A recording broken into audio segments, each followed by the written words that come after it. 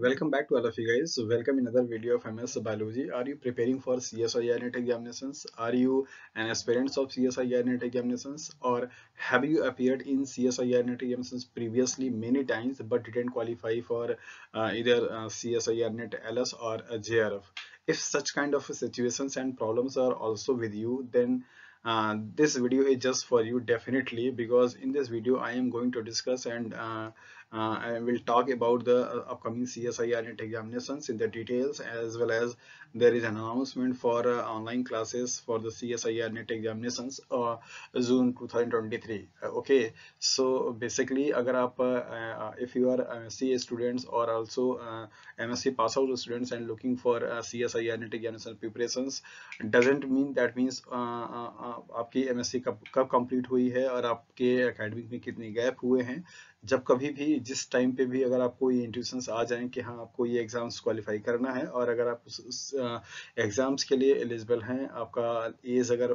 Over नहीं हुआ है, तो आप उस एग्जाम्स को दे सकते हैं, उसके लिए प्रिपरेशंस कर सकते हैं। फॉर द सेम, अगर आप सपोज आपकी एमएससी 2011 में, 12 में, 13 में, 10 में पहले भी हो चुकी है और किसी कारण से आपकी सिचुएशंस उस टाइम पे नहीं बनी हो कि आप एग्जाम्स के लिए प्रिपेयर कर पाए हो, या फिर एग्जाम्स आपका आपका किसी वजह से नहीं निकल पाया हो, और अभी आपके पास वो सिचुएशंस हैं जहां आपको लगता है कि हाँ आपकी पूरी फैमिली का सपोर्ट है और आप फाइनेंशियली भी स्ट्रांग हैं, अच्छे से तैयारी कर सकते हैं, तो डेफिनेटली आपको अपनी प्रिपरेशंस पे फोकस कर देना चाहिए। CSIR के नेट के एग्जाम्स के लिए अपर एज का कोई बाउंडेशन नहीं है। आप इस एग्जाम से क्लियर हो करके आप सर्टिफिकेट ले सकते हैं। इसके बाद आप उसके जो बेनिफिट्स मिल सकते हैं कॉन्सिक्वेंटली, जैसा कि मैंने आपको प्रीवियस वीडियो में बताया था कि अगर आपके पास नेट का सर्टिफिकेट हो जाता है तो आप असिस्टेंट प्रोफेसर के लिए एलिजिबल हो जाते हैं, एज वेल एज आप कहीं पे भी प्रोजेक्ट ज्वाइन करने के लिए एलिजिबल हो जाते हैं, साथ साथ कहीं पे भी आप PhD में भी इन्वॉल्व होने के लिए एलिजिबल हो जाते हैं, राइट। तो उस रिगार्डिंग में अगर आपकी कुछ भी रीजंस रहे हों, अब तक आपने CSIR एग्जाम क्वालिफाई किसी भी कारण से आप नहीं कर पाए हैं, due to the lack of a time management, due to the financial support insufficiency, right, बहुत सारे रीजंस हो सकते हैं। हर इंसान के पास अपनी अलग अलग सिचुएशंस एंड सर्कमस्टेंसेस होते हैं। सो जिस टाइम पे आपको MSc आपने पास आउट किया, सपोज जैसा कि मैंने आपको बताया कि आप 2012 में, 2011 में, 2010 में भी अगर आप MSc पास आउट हैं, और अगर अब आपके मन में ये बात अगर आती है कि हाँ आपको CSIR का एग्जाम देना है और आपको आगे अपने फ्यूचर्स में PhD करनी है, या फिर आपको टीचिंग असिस्टेंट प्रोफेसर का करना है, तो देन डेफिनेटली उसमें कोई हेजिटेशन नहीं है, आप स्टार्ट कर सकते हैं। CSIR के नेट एग्जाम्स के लिए कोई अपर एज लिमिट नहीं है।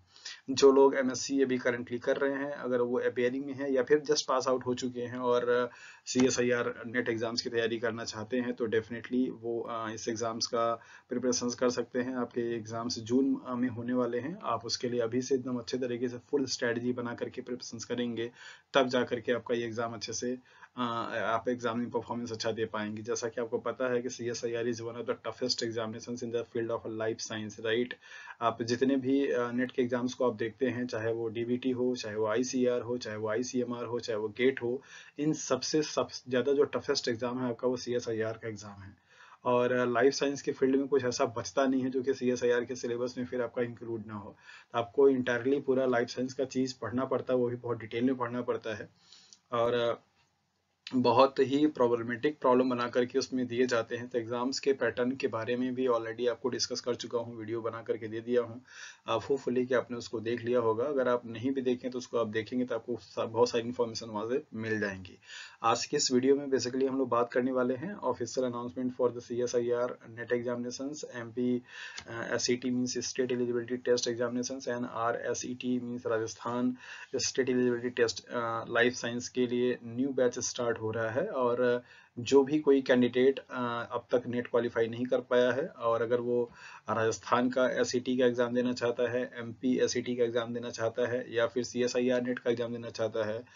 इन तीनों के लिए बैचेस स्टार्ट हो रही हैं। इन तीनों का ही जो सिलेबस है वो सेम वही है। CSIR के ही सिलेबस को राजस्थान PGT ने भी क्या किया है, हायर किया हुआ, मतलब उसको लिया हुआ है, एज वेल एज आपका जो MP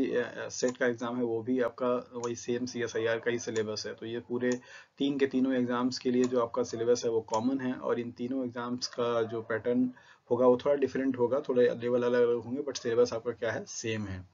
तो अगर आप एमएससी कर चुके हैं और आप गवर्नमेंट जॉब के लिए परेशान मतलब लुक कर रहे हैं, मीन्स देख रहे हैं कि आपको असिस्टेंट प्रोफेसर का आपको फॉर्म भरना है और उसके लिए आपको नेट की सर्टिफिकेट की ज़रूरत है, तो डेफिनेटली आप नेट के प्रिपरेशंस कर सकते हैं और आप अपने सर्टिफिकेट्स को प्रोक्योर कर सकते हैं, मीन्स क्वालिफाई करके ले सकते हैं, ताकि आप आगे चल करके अपने जो भी एग्ज़ाम्स होते हैं असिस्टेंट प्रोफेसर्स के लिए उसमें पार्टिसिपेट हो पाएँ आप। सो यहाँ पे कुछ डिटेल्स है अनाउंसमेंट के लिए। ये ऑनलाइन जो बैचेस होंगी इन तीनों एग्जाम्स के लिए प्रिपरेशंस के लिए, वो 1 मार्च से क्या होगा, स्टार्ट होगा और उसके लिए टाइमिंग जो होगी वो इवनिंग में होगी, नाइट मीन्स नाइट में होगा 9 PM to 11 PM, because most of the जो कैंडिडेट्स इस ऑनलाइन क्लासेस में जुड़ रहे हैं basically they are all are the worker, means वो कहीं ना कुछ अपना जॉब करते हैं, उनको टीचिंग करना होता है, उनके पास अपना कुछ जॉब होता है, तो डे टाइम पे उनकी अवेलेबिलिटी नहीं रहती है। सो दैट इज़ वाई ये टाइमिंग स्लॉट आपको चूज किया गया है 9 PM टू 11 PM ये आपका रहेगा। और क्लासेस जो होंगी वो Monday to Saturday daily basis पे चलेंगी। संडे को हम लोग ओपन सेशन करेंगे या फिर टेस्ट का प्रोविजन रहेगा, और आपका जो मोड होगा वो ऑनलाइन रहेगा। प्लेटफॉर्म जो होगा आपका गूगल मीट रहेगा, गूगल मीट के थ्रू आपकी सारी क्लासेस चलेंगी। और बाकी अगर इसके बावजूद भी किसी को कुछ डाउट है, कुछ क्वेरी अगर है, तो वो इस नंबर पे जो कि यहाँ पे आपको दे रखा है 8318917792 पे, इस नंबर पे आप कॉल कर सकते हैं और आपकी जो भी क्वेरी होगी रिगार्डिंग द इस बैच के लिए, ऑनलाइन बैच के लिए, कि आपको कैसे जुड़ना है और क्या उसके लिए टाइमिंग होगी, क्या उसके लिए बाकी जो डिटेल्स होंगी वो आप वहाँ पे कॉल करके ले सकते हैं। राइट, तो बेसिकली आज की इस वीडियो में हमें यही आपको अनाउंस करना था, बताना था कि हाँ, CSIR का अब ऑनलाइन क्लास जो है वो स्टार्ट हो रहा है 1 मार्च से। तो अगर आप उसके लिए प्लानिंग कर रहे हैं और अगर आपको CSIR एग्जाम्स में अपीयर होना है और अगर आप जुड़ना चाहते हैं, तो डेफिनेटली आप इस नंबर पे कॉल करके अपने जो क्वेरीज है उसको आप पूछ सकते हैं। ओके, सो आज के लिए इतना ही। बाकी हम लोग अब 1 मार्च से कंटिन्यू क्लासेस में जुड़ेंगे और CSIR के एग्ज़ाम्स को, जो कि टफेस्ट एग्ज़ाम है, उसके लिए प्रिपरेशंस करेंगे और उस जून में जो एग्ज़ाम्स है उसको टारगेट रखेंगे कि इस बार उसे क्वालिफाई किया जाए। सो बेसिकली जो लोग इस एग्ज़ाम्स को लेकर के अब तक बहुत परेशान रह चुके हैं, कई बार एग्ज़ाम देने के बावजूद भी उसमें आपका जो परफॉर्मेंस है 10 नंबर से 12 नंबर से 15 नंबर से रह जा रहा है। सो कोशिश करेंगे इस बार आपके एग्ज़ाम्स वो क्लियर हो जाएं, बिकॉज एग्ज़ाम्स को क्वालिफाई करने के लिए सिर्फ पढ़ाई की नहीं, स्ट्रैटेजी की भी ज़रूरत होती है और मोस्ट ऑफ द टाइम पे स्टूडेंट के पास स्ट्रैटेजी नहीं बन पाती है। दैट इज़ वाई वो सिर्फ हार्ड वर्क करते रह जाते हैं, पढ़ते रह जाते हैं, पढ़ना क्या है ये थोड़ा सा कम आइडिया लग पाता है, और जिसकी वजह से आपके एग्जाम्स क्लियर नहीं हो पाते हैं। तो